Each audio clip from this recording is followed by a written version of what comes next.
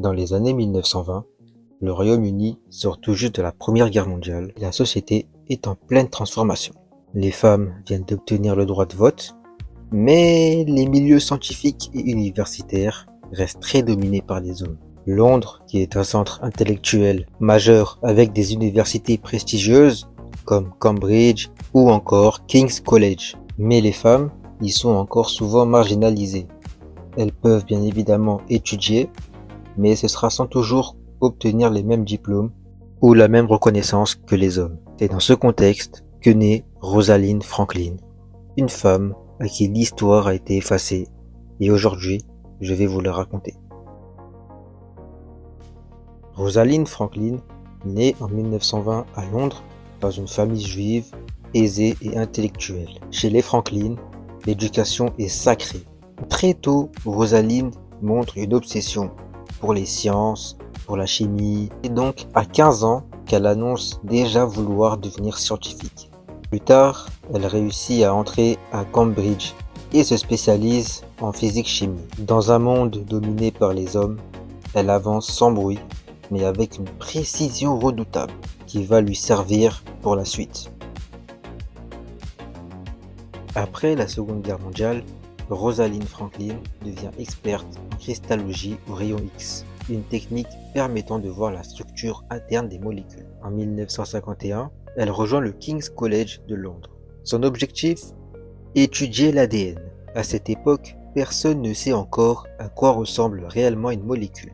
Mais sa forme est un mystère. Alors, Franklin travaille avec rigueur extrême. Elle améliore les instruments, affine les méthodes et capture une image qui restera historique, la photographie 51.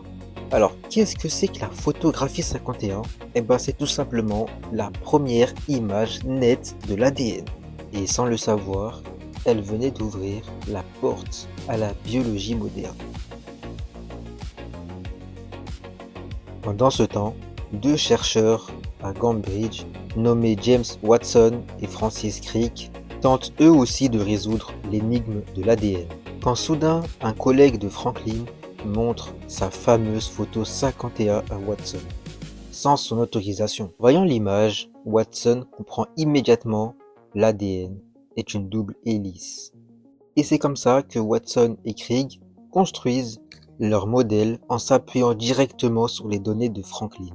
Et c'est comme ça qu'en 1953, ils publient la découverte. Le monde scientifique explose. Rosalind Franklin est malheureusement à peine mentionnée. Son travail est essentiel, mais son nom est en bas de page. En 1962, Watson, Crick et Maurice Wilkins reçoivent le prix Nobel pour la découverte de la structure de l'ADN. Mais Rosalind Franklin n'est pas sur scène, car elle est morte 4 ans plus tôt, en 1958, à seulement 37 ans d'un cancer de l'ovaire. Et l'histoire avancera sans elle. Aujourd'hui, la génétique moderne, la médecine, la biotechnologie, les tests ADN, la recherche sur le cancer, tout repose sur la compréhension de la double hélice. Et cette compréhension commence avec une image prise par une femme qui n'a jamais reçu la reconnaissance qu'elle méritait. Et longtemps, le monde a oublié son nom. Et aujourd'hui, je viens pour vous le rappeler. Si tu as aimé cette vidéo, n'hésite pas à liker et à t'abonner et à partager. Cela me ferait extrêmement plaisir. Et nous on se dit à la prochaine.